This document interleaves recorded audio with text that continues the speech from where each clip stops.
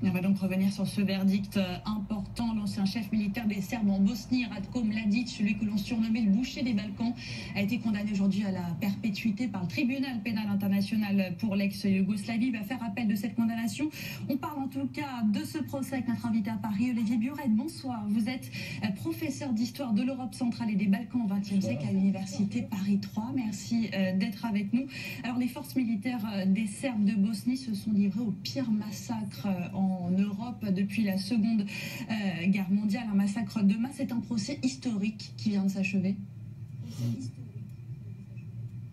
Alors oui, tout à fait, parce que donc bonsoir à toutes et à tous. Hein, c'est un procès d'autant plus historique que ça nous ramène à l'année dernière et à la condamnation de l'autre protagoniste de cette période, de cette phase de la guerre de dissolution de la Yougoslavie, qu'on appelle la guerre de Bosnie-Herzégovine, hein, et de la condamnation de donc Radovan Karadzic, hein, qui était le personnage politique, hein, si on peut dire, de cette phase de cette guerre, et qui donc a été condamné l'an dernier, si ma mémoire est bonne, à 40 ans de réclusion pour les mêmes faits, et qui a fait appel, tout comme on l'a vu tout à l'heure, donc le général Ratko Mladic.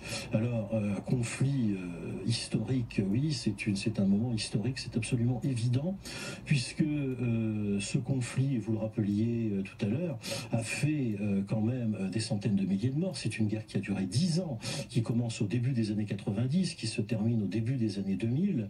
C'est la première fois dans l'histoire de l'Europe après 1945 qu'on a autant de victimes, un conflit aussi dramatique qui nous ramène à des échelles qui correspondent à celles de la guerre d'Espagne, par exemple.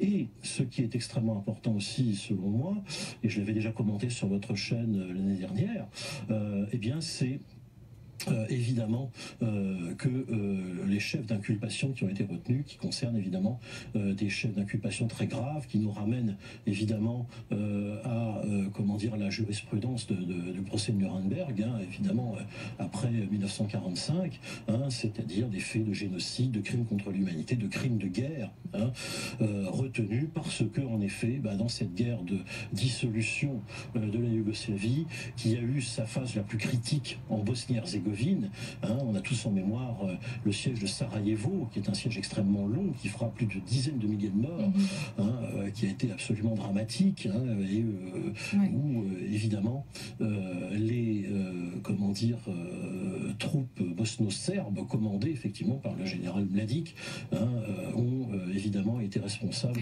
d'une bonne partie des victimes. Et ces horreurs, justement, elles sont encore bien sûr dans tous les esprits, et le verdict a été accueilli avec soulagement aujourd'hui. Est-ce qu'il peut aider au processus de réconciliation entre les différentes communautés de Bosnie ?